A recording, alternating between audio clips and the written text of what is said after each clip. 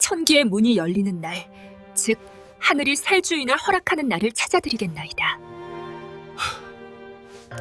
대감마님, 이 비단에는 불길한 징조가 숨어 보입니다. 그 말이 사실이야? 대감 나으리와 마님들, 이야기 시작 전 소인이 청이 하나 있사옵니다. 구독으로 소인을 딱 한 번만 간택해 주시오서. 그 성운에 보답하고자 오늘은 어디서도 듣지 못한 기막힌 이야기를 들려드리겠나이다.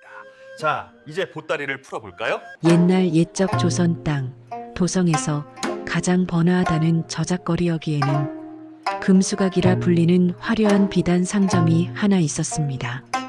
이곳은 팔도강산의 귀한 비단이란 비단은 죄다 모여들어 왕실 종친부터 대궐의 높은 정승 판서들까지 줄을 서서 드나들던 곳이었지요.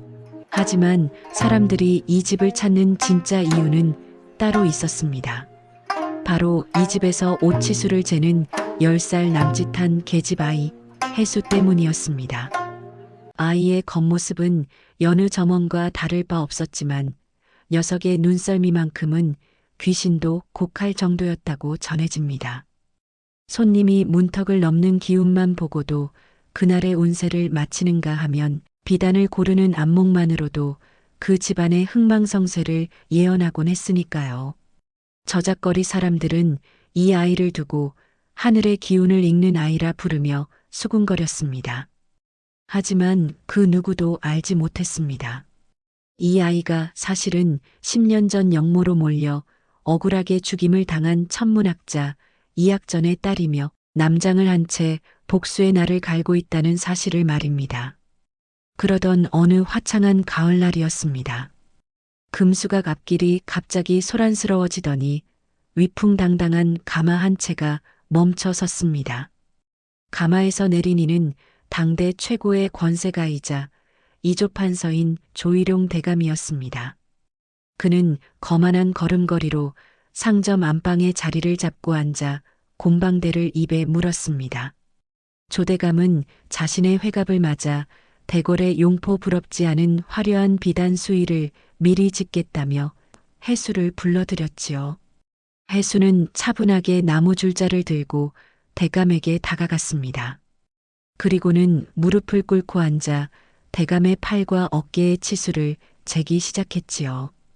그런데 대감의 어깨 너머로 그의 신발 끝을 본 해수의 눈빛이 순간 차갑게 가라앉았습니다. 대감의 비단 신발 끝에는 붉은 진흙과 반짝이는 돌가루가 미세하게 묻어 있었던 것입니다. 그것은 도성 북쪽 험준하기로 소문난 검은 골짜기의 흙이었지요. 해수는 속으로 무언가를 빠르게 계산하기 시작했습니다. 대감의 사주와 오늘의 일진, 그리고 그가 고른 핏빛처럼 붉은 비단의 기운을 말입니다.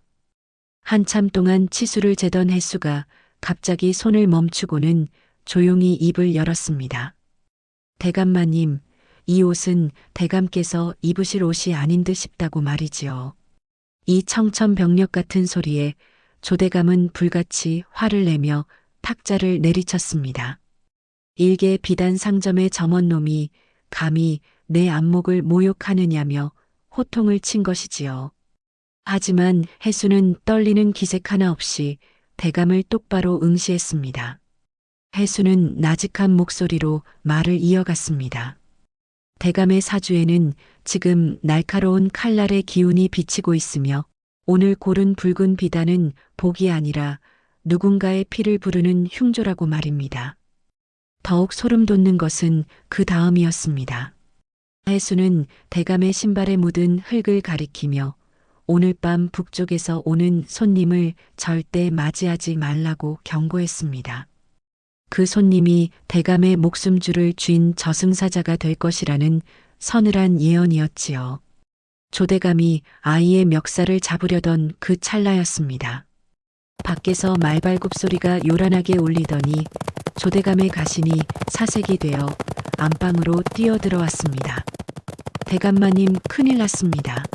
방금 북쪽 비밀 별장에 자객들이 들이닥쳐 전령이 도착했다는 소식이었지요. 조대감의 얼굴은 순식간에 흑빛으로 변했고 곰방대를 쥐고 있던 그의 손이 파르르 떨리기 시작했습니다. 해수의 예언이 현실이 되는 순간 금수각 안에는 차가운 살기와 함께 긴장감이 폭풍처럼 휘몰아치고 있었습니다. 자객이 들었다는 소식에 조대감의 얼굴은 그야말로 넋이 빠진 사람처럼 하얗게 질려버렸습니다. 전령을 따라 황급히 금수각을 나선 조대감은 밤새 한잠도 이루지 못했지요. 자객들을 처리하고 상황을 수습하면서도 그의 머릿속에는 오직 하나, 금수각에서 마주쳤던 그 기이한 아이의 눈빛만이 맴돌았습니다. 그놈은 대체 정체가 무엇이기에 나의 비밀스러운 행보를 빤히 들여다보고 있었단 말인가. 공포는 곧 탐욕으로 바뀌었습니다. 저런 신통한 재주를 가진 아이라면 자신이 평생을 꿈꿔온 거대한 야망의 끝도 미리 봐줄 수 있지 않을까 하는 검은 생각이 싹튼 것이지요. 다음 날 새벽 해수는 채 동이 트기도 전에 조대감의 가신들에게 이끌려 그의 저택으로 향했습니다. 말이 좋아 초대지 사실상 강제로 잡아들인 것이나 다름없었습니다. 해수는 화려하지만 음산한 기운이 감도는 조대감의 사랑채 밀실로 안내되었습니다. 방 안에는 오직 촛불 하나만이 위태롭게 일렁이며 두 사람의 그림자를 벽면에 길게 늘어뜨리고 있었지요. 조대감은 핏발선 눈으로 해수를 쏘아보며 낮게 은조렸습니다. 내 놈의 정체가 무엇이냐고, 내 별장에 자객이 들 것을 어찌 알았느냐고 취조하듯 물었습니다. 해수는 그런 조대감 앞에서도 조금의 흔들림 없이 차분하게 대답했습니다. 대감의 그림자가 평소보다 길게 늘어져 살기를 머금고 있었고 비단 위에 서린 기운이 이미 흉한 기운을 띠고 있었다고 말입니다. 그저 보이는 대로 말했을 뿐이라는 아이의 담담한 말투에 조대감은 오히려 가슴 한구석이 서늘해지는 것을 느꼈습니다. 분노가 치민 조대감은 책상을 쾅 내려치며 호통을 쳤습니다. 내 비밀을 이리도 쉽게 꿰뚫는 놈을 산채로 내보낼 줄 알았더냐며 아이의 목숨을 위협했지요. 하지만 해수는 눈 하나 깜빡이지 않았습니다.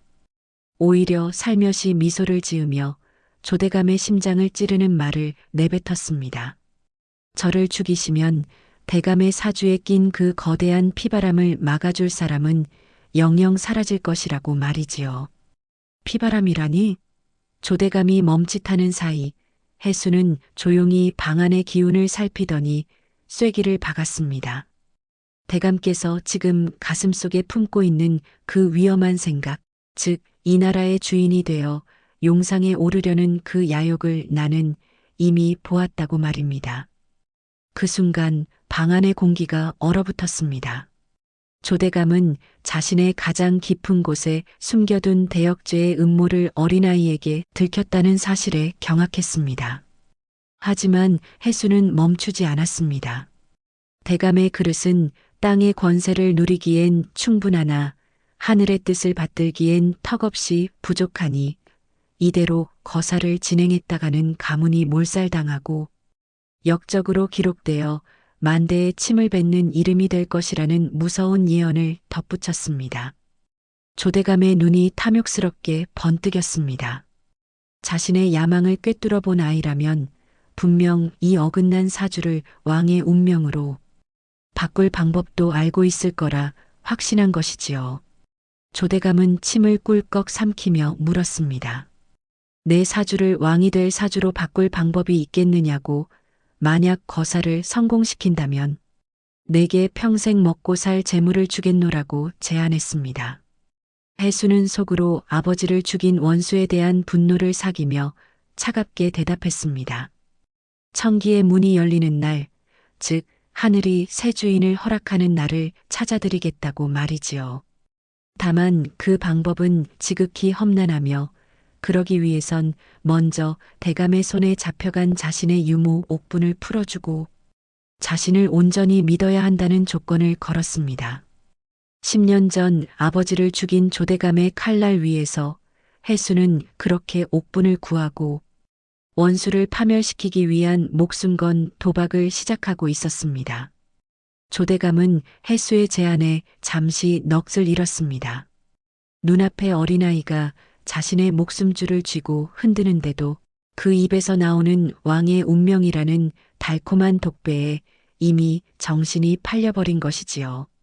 조대감은 결국 해수의 요구대로 옥에 가두었던 유모 옥분을 풀어주기로 약속했습니다. 물론 아이를 감시하기 위해 저택의 가장 깊숙한 방에 가두고 쇠창살을 박아 넣는 것도 잊지 않았지요. 해수는 그렇게 조대감의 저택, 즉 호랑이의 아가리 속에서 홀로 긴 밤을 지새우게 되었습니다. 며칠 뒤 조대감은 다시 해수를 불러들였습니다. 그의 곁에는 조대감이 평소 신임하던 노련한 풍수지리가와 명리학자 몇몇이 서슬 퍼런 눈을 하고 서 있었지요. 조대감은 해수를 가리키며 말했습니다. 이 아이가 거사의 날을 잡을 것이니 너희는 곁에서 지켜보라고 말입니다. 해수의 앞에는 커다란 만세력과 사주팔자가 적힌 종이들이 놓였습니다. 명리학자들은 코웃음을 쳤습니다. 10살 남짓한 애송이가 감히 천기를 논하느냐며 비아냥거렸지요. 해수는 대답 대신 천천히 눈을 감았습니다. 그리고는 머릿속으로 아버지가 가르쳐 주셨던 비법을 떠올렸습니다. 사주란 흐르는 강물과 같아서 겉으로는 평온해 보여도 속으로는 거친 소용돌이를 숨기고 있는 법이다. 해수는 조대감의 사주를 다시 한번 훑어보았습니다. 대감은 토의 기운이 강해 땅의 권세를 누리기엔 좋으나 그 땅 속에는 물이 너무 많아 언제든 무너져 내릴 수 있는 진흙탕의 사주였습니다. 해수는 붓을 들어 종이 위에 커다랗게 병오일이라 적었습니다. 보름 뒤에 찾아올 그날을 가리키며 해수는 조용히 입을 열었습니다. 이날이 바로 하늘의 문이 열리고 땅의 기운이 솟구쳐 대감이 용상에 오를 수 있는 유일한 날이라고 말이지요. 곁에 있던 명리학자들이 깜짝 놀라며 수군거렸습니다. 병오일은 불의 기운이 가장 강한 날인데 토의 기운을 가진 대감에게는 불이 흙을 살찌우는 화쟁토의 형국이라 겉보기엔 더할 나위 없이 좋아 보였기 때문입니다. 하지만 그들은 해수가 숨겨놓은 진실을 알지 못했습니다. 해수는 창밖의 구름 흐름과 개미들의 움직임을 보며 그날의 장마의 시작이 겹칠 것을 이미 읽어냈던 것입니다. 병오일은 천문학적으로 보면 천충지충이라 하여 하늘과 땅이 서로 충돌해 모든 계획이 물거품이 되는 가장 흉한 날이었습니다. 특히 불의 기운이 강한 날에 쏟아지는 폭우는 조대감이 준비한 화약과 조총을 무용지물로 만들고 군사들의 사기를 꺾어버릴 독이 될 것이 분명했습니다. 해수는 눈빛 하나 변하지 않고 조대감을 향해 감언이설을 쏟아냈습니다. 이날 새벽 인경소리가 울릴 때 군사를 움직이면 하늘의 불길이 대감을 호위하여 대궐의 문이 절로 열릴 것이라고 말이지요. 조대감은 그 말에 홀린 듯 고개를 끄덕였습니다. 자신의 눈앞에 펼쳐질 용포의 환상에 눈이 멀어 아이의 눈 속에 서린 서늘한 복수의 기운을 보지 못한 것입니다. 조대감이 만족하며 방을 나가자 해수는 떨리는 손을 비단 소매 속에 감추었습니다. 이제 주사위는 던져졌습니다. 해수는 품속에 간직한 아버지의 붉은 댕기를 꺼내 조용히 의조렸습니다. 아버지, 이제 거의 다 왔습니다. 저들의 탐욕이 스스로를 불사르게 만들 것이니 지켜봐 달라고 말입니다. 한편 저택 밖에서는 해수의 조력자인 포도청 종사관 한승호가 어둠 속에 몸을 숨긴 채 해수의 신호를 기다리고 있었습니다. 조선의 운명을 바꿀 보름간의 긴박한 카운트다운이 시작되고 있었던 것이지요. 조대감은 해수가 점지해준 병오일을 금과 옥조처럼 여기며 거사 준비에 박차를 가했습니다. 자신의 운명이 드디어 만천하에 드러날 날이 머지 않았다는 확신에 창근은 해수의 요구대로 지하 감옥에 가두었던 유모 옥분을 풀어주라 명했습니다. 10년 전 해수의 아버지가 참변을 당할 때 젖먹이었던 해수를 품에 안고 구사일생으로 도망쳐 키워주었던 충직한 여종 옥분. 그녀는 모진 고초 끝에 초췌해진 몰골로 조대감의 저택 뒷문을 나섰습니다. 저택 담벼락 뒤에서 초조하게 기다리던 포도청 종사관 한승호가 그녀를 맞이했습니다.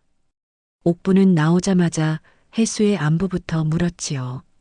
하지만 해수는 조대감의 철저한 감시 속에 저택 안 깊숙한 밀실에 갇혀 있는 몸이었습니다. 한승호는 옥분을 안전한 곳으로 피신시키며 해수의 전가를 전했습니다.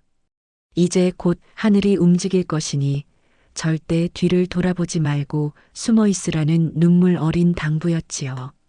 옥분은 가슴을 쥐어뜯으며 울었습니다. 그 어린 것을 호랑이 아가리에 홀로 두고 어찌 가느냐며 통곡했지만 그것이 해수의 계획을 돕는 유일한 길임을 알기에 발걸음을 옮길 수밖에 없었습니다. 한편 조대감의 저택은 겉으로는 고요했으나 속으로는 거대한 폭풍이 몰아치고 있었습니다. 전국 각지에서 모여든 사병들이 은밀히 창칼을 갈고 수백 자루의 조총과 화약 상자들이 속속들이 창고에 쌓여갔습니다. 조대감은 매일같이 해수를 찾아와 물었습니다. 정말로 하늘의 불길이 자신을 도울 것이냐고, 거사 당일의 기운에 변함이 없느냐고 확인하고 또 확인했지요. 그럴 때마다 조대감의 눈에는 욕망이 이글거렸고 그 살기는 해수의 등줄기를 서늘하게 만들었습니다. 해수는 창살 너머로 보이는 하늘의 구름 모양을 살피며 조대감에게 속삭였습니다. 대감마님 보십시오. 구름이 낮게 깔려 붉게 타오르는 것은 곧 거대한 불의 기운이 땅으로 쏟아질 징조입니다. 대감의 사주와 하늘의 이치가 이토록 딱 들어맞으니 세상 그 누가 대감을 막겠습니까? 해수의 목소리는 달콤한 꿀처럼 조대감의 귀를 간지럽혔지만 그 눈빛은 한여름의 서리처럼 차가웠습니다. 해수는 이미 알고 있었습니다. 구름이 습기를 머금어 묵직해지고 제비들이 땅 위를 스치듯 날아다니는 것은 불길이 아니라 모든 것을 쓸어버릴 폭우의 징조라는 것을 말입니다. 거사 전날 밤 해수는 밀실 바닥에 엎드려 아버지의 유품인 붉은 댕기를 꺼내 놓았습니다. 10년 전 피냄새 가득했던 그날 밤 아버지가 건네주었던 마지막 흔적이었지요. 해수는 가느다란 손가락으로 바닥에 궤를 그리며 내일의 기운을 다시 한번 점쳤습니다. 내일은 병오일 불의 날이자 동시에 하늘과 땅이 서로를 쳐내는 대용일. 해수는 조대감이 믿고 있는 화생토일. 가짜 사주 뒤에 숨겨진 수국화의 진실을 머릿속에 수천 번 그렸습니다. 쏟아지는 빗물이 조대감의 야욕을 꺼뜨리고 그가 믿었던 불길이 오히려 그의 목덜미를 낚아채는 파멸의 순간을 말입니다. 밤이 깊어갈수록 저택 안에는 칼 가는 소리와 거친 숨소리만이 가득했습니다. 사병들은 조총의 화약을 점검하고 화살촉을 닦으며 긴장을 풀었지요. 조대감은 거사 후 자신이 앉을 용상을 꿈꾸며 마지막 축배를 들었습니다.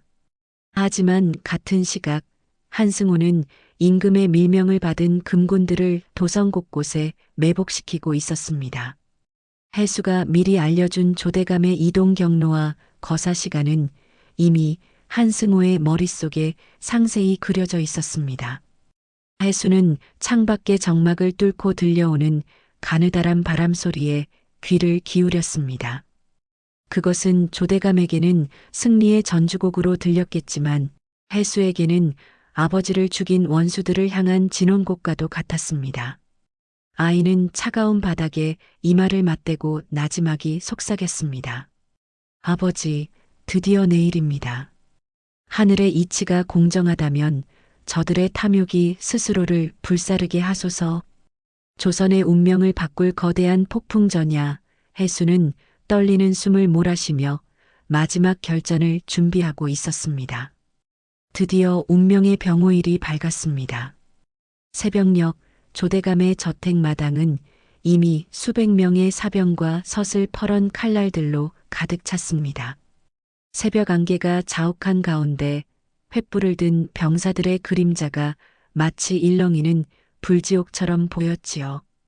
조대감은 번쩍이는 금갑주를 차려입고 위풍당당하게 말 위에 올라탔습니다. 그의 눈에는 이미 자신이 용상에 앉아 만백성의 추앙을 받는 환상이 실감나게 아른거리고 있었습니다. 조대감은 밀실에서 끌려나온 해수를 내려다보며 호탕하게 웃어젖혔습니다. 보아라.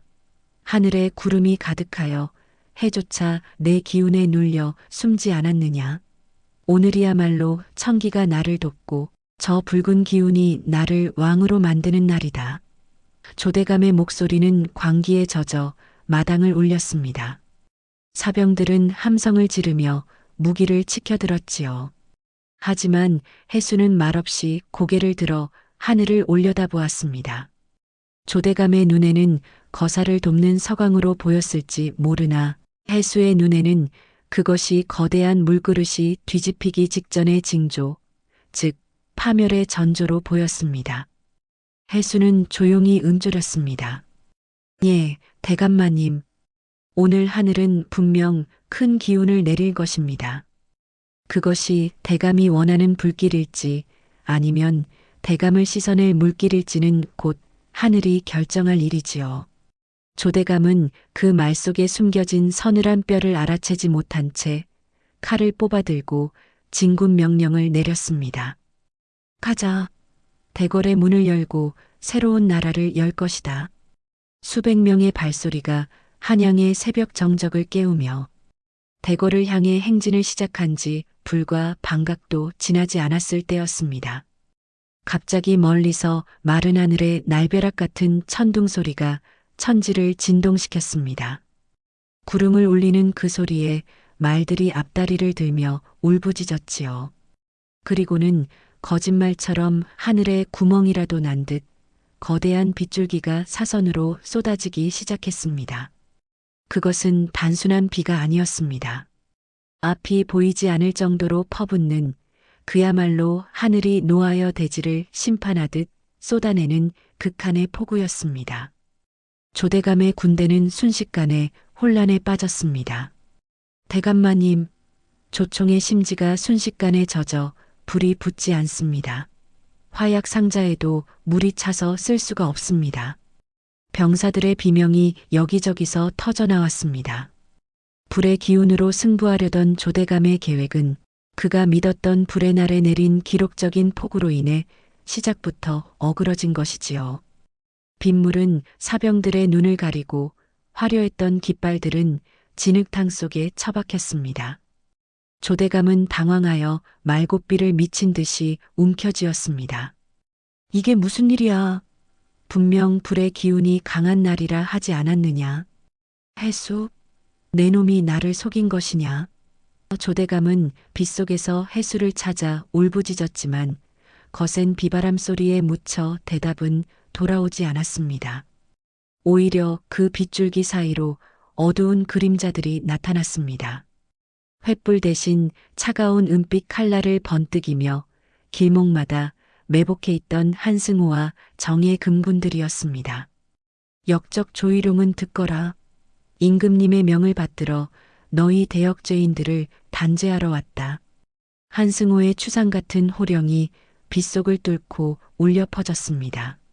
화약을 쓸 수 없게 된 조대감의 사병들은 몽둥이나 다름없는 조총을 들고 허우적거렸고 훈련된 금군들의 상대가 되지 못했습니다. 비명과 신음이 빗소리에 섞여 저작거리를 메웠습니다. 조대감은 빗물인지 눈물인지 모를 액체로 범벅이 된 얼굴을 하고 말 위에서 비틀거렸습니다. 해수는 쏟아지는 폭우를 온몸으로 맞으며 그 광경을 지켜보았습니다. 빗줄기가 아이의 뺨을 타고 흘러내려 바닥에 피와 섞였지만 해수의 눈빛만큼은 그 어느 때보다 맑고 매섭게 빛나고 있었습니다. 보십시오, 대감. 이것이 바로 당신의 탐욕이 불러온 하늘의 대답입니다. 불길로 쌓은 성은 빗물 한 줄기에 무너지는 법이지요. 10년을 참아온 해수의 복수가 하늘이 내린 심판의 빗줄기와 함께 조대감의 야욕을 처참하게 쓸어버리고 있었습니다. 폭우 속에 갇힌 조대감의 군대는 그야말로 물에 빠진 생쥐꼴이 되어 사방으로 흩어지고 있었습니다. 그토록 신뢰했던 조총은 무거운 쇳덩어리에 불과했고 비에 젖은 말들은 진흙탕에 발이 묶여 비명을 질러댔지요. 그 혼란의 한복판에서 조대감은 넋이 나간 듯 웃음을 터뜨렸습니다. 하늘이 나를 버릴 리 없다. 내가 왕이 될 사주라 하지 않았느냐. 그는 미친 듯이 칼을 휘두르며 해수에게 달려들었습니다. 이 모든 파멸이 10살배기 아이의 새치혀에서 시작되었다는 사실을 뒤늦게 깨달은 것이지요. 하지만 그 앞을 가로막은 것은 한승호의 섯을 퍼런 칼날이었습니다. 조일용 하늘은 너를 버린 것이 아니라 처음부터 너를 선택한 적이 없다. 한승호의 일갈과 함께 금군들이 조대감의 호위병들을 제압하며 포위망을 좁혀왔습니다. 조대감은 비틀거리며 말에서 떨어졌고 화려했던 금갑주는 진흙 범벅이 되어 바닥을 굴렀습니다. 퇴로가 끊긴 절벽 끝 조대감은 핏발선 눈으로 해수를 노려보았습니다. 내 놈이 감히 천기를 조작하여 나를 이 지옥으로 밀어넣었구나.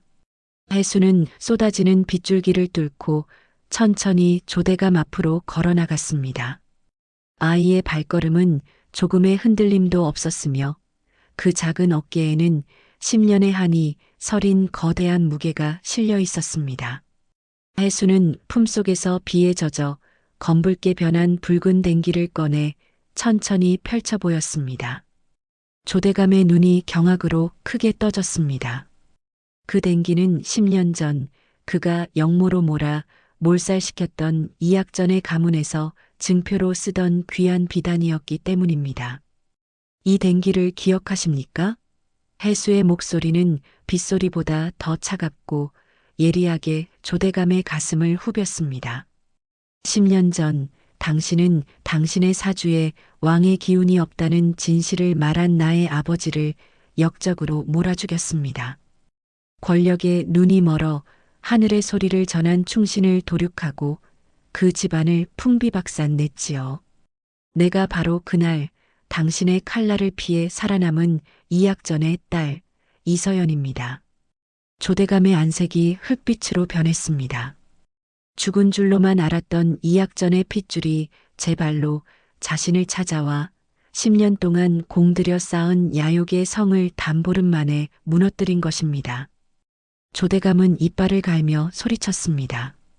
내까지 계집애가 감히 나를, 내 사주가 왕이 될 사주가 아니라면 대체 누구의 사주란 말이냐? 해수는 서글픈 미소를 지으며 대답했습니다. 대감의 사주는 처음부터 끝까지 진흙탕 속을 구르는 뱀의 사주였습니다. 용이 되고 싶어 제 몸을 비틀었으나 결국 제 독에 취해 죽을 운명이었지요. 당신이 믿었던 병호일은 당신을 왕으로 만드는 날이 아니라 당신이 지은 죄가 하늘에 닿아 단죄를 받는 날이었습니다.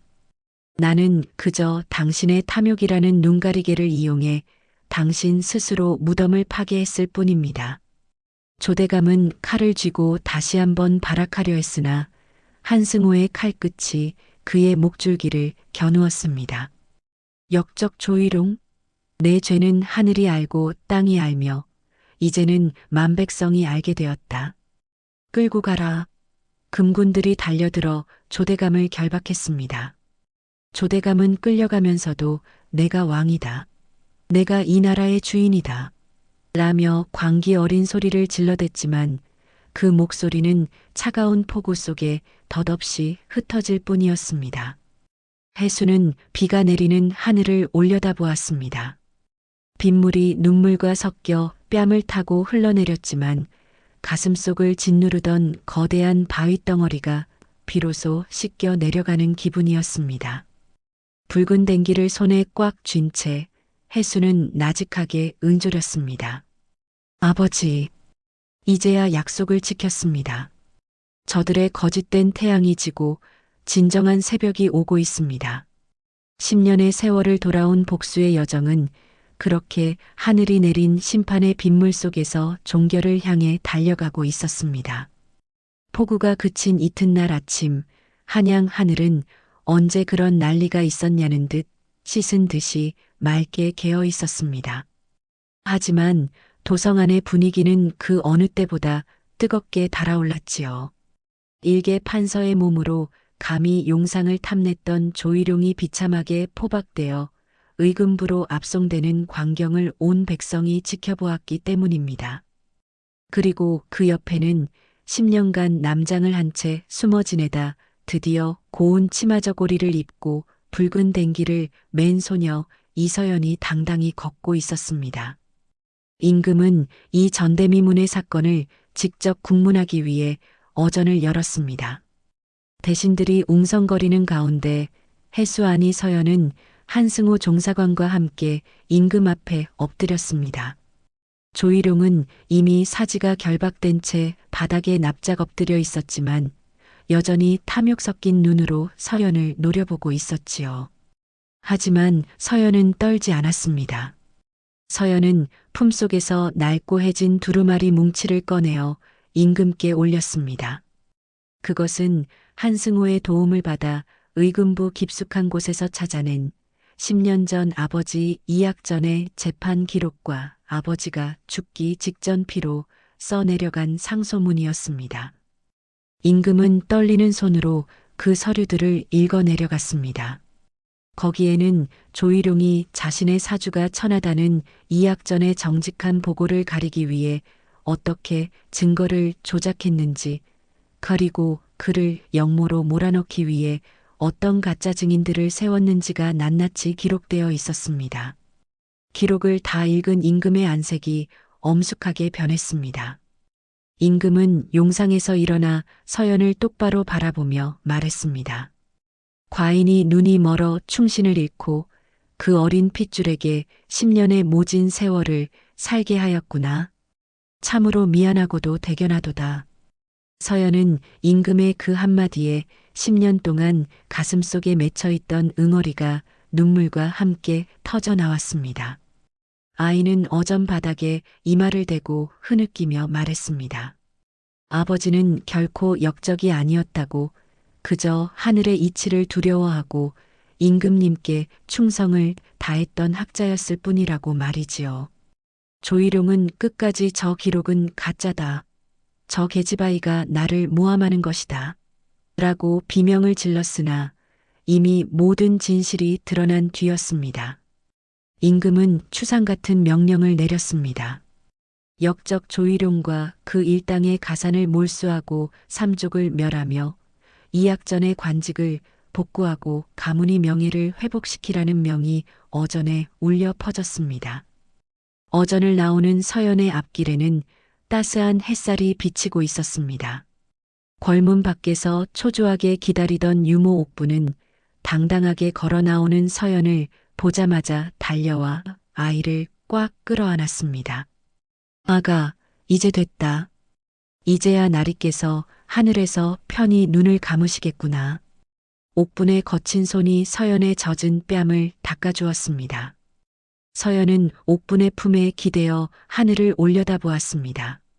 구름 사이로 환하게 비치는 햇살이 마치 인자하게 웃어주던 아버지의 얼굴처럼 느껴졌지요.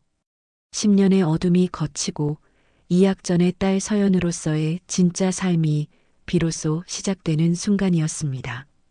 폭풍우가 휩쓸고 간 한양 땅에는 다시 평화가 찾아왔습니다. 역적 조일용의 일가는 몰락했고 억울한 누명을 썼던 이약전 판서의 가문은 화려하게 복권되었지요. 임금께서는 서연에게 대궐 근처의 번듯한 저택과 관직을 내리려 하셨습니다. 10년간 고초를 겪은 충신의 딸에게 예우를 다하고 싶으셨던 것이지요. 하지만 서연은 임금의 그 후한 제안을 정중히 사양했습니다. 비단 상점 금수각의 점원도 양반가의 규수도 아닌 그저 사람들의 마음을 보듬는 평범한 이웃으로 남길 원했던 것입니다. 세월이 흘러 어느덧 봄바람이 살랑이는 계절이 돌아왔습니다. 저작거리의 한편 예전의 금수각 옆에는 작고 아담한 서재가 하나 생겼습니다. 그곳의 주인은 이제 남장을 벗고 고운 비단옷에 붉은 댕기를 맨 15살의 처녀 서연이었습니다. 서연의 곁에는 늘 그림자처럼 그녀를 보필하는 유모 옥분이 있었습니다. 옥분은 이제 예전처럼 겁에 질린 표정이 아니라 넉넉한 인심으로 오가는 사람들에게 따뜻한 차를 대접하며 서연의 든든한 버팀목이 되어 주었지요. 서연의 서재에는 매일같이 고민을 안고 찾아오는 사람들로 문전성시를 이루었습니다. 자식의 혼사를 앞둔 부모부터 장사 미천을 잃고 절망한 장사치까지 사람들은 저마다의 사주를 들고 서연을 찾았습니다. 하지만 서연은 예전처럼 무서운 예언으로 사람들을 겁주지 않았습니다. 서연은 사주단자를 가만히 들여다보다가 특유의 온화한 미소를 지으며 이렇게 말하곤 했습니다. 손님의 사주에 바람이 세게 부는 해이군요. 하지만 바람이 분다는 것은 돛을 올릴 때가 되었다는 뜻이기도 합니다. 사주는 하늘이 정한 형벌이 아니라 당신이 걸어갈 길의 지도일 뿐입니다.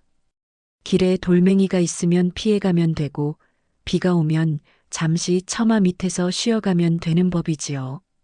결국 그 길을 걷는 것은 대감도 하늘도 아닌 바로 당신 자신입니다. 서연의 이 따뜻한 조언은 사람들에게 큰 위로가 되었습니다. 그녀는 더 이상 천기를 읽어 남을 속이거나 복수하는 데 쓰지 않았습니다. 대신 사람들이 자신의 운명에 지지 않고 스스로의 삶을 개척해 나갈 수 있도록 돕는 진정한 지혜의 등불이 된 것이지요. 어느 노을 지는 저녁, 포도청 지평으로 승진한 한승우가 서연을 찾아왔습니다. 그는 서연에게 물었지요. 서연아, 너는 정말 내 미래가 궁금하지 않으냐? 너는 이미 다 알고 있지 않니? 서연은 매화나무 아래서 떨어지는 꽃잎을 바라보며 대답했습니다. 나고 자라는 꽃잎의 무게는 사주에 적혀 있을지 모르나 그 꽃잎이 어느 집 마당에 내려앉아 누군가를 기쁘게 할지는 그날의 바람과 마음이 결정하는 것이니까요.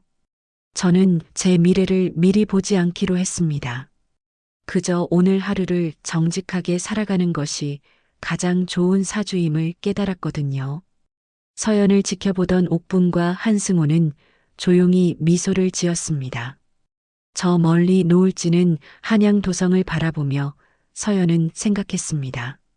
아버지가 천문비기를 통해 전하고자 했던 진심은 단순히 앞날을 맞히는 신통력이 아니라 인간이 하늘을 두려워하되 스스로를 믿고 사랑해야 한다는 가르침이었다는 것을 말입니다. 하늘의 기운을 읽던 아이는 이제 사람의 마음을 읽는 어른이 되었습니다. 금수각의 비단처럼 다채롭고 옥분이 끓여주던 국밥처럼 따뜻한 그녀의 이야기는 저작거리의 전설이 되어 대대손손 입에서 입으로 전해졌습니다. 운명은 정해진 것이 아니라 만들어가는 것이라는 해답을 남긴 채 천기를 읽는 아이의 서재에는 오늘도 희망을 찾는 사람들의 발길이 끊이지 않고 있습니다. 2026년 새해 복 많이 받으시고 만수무강하옵소서.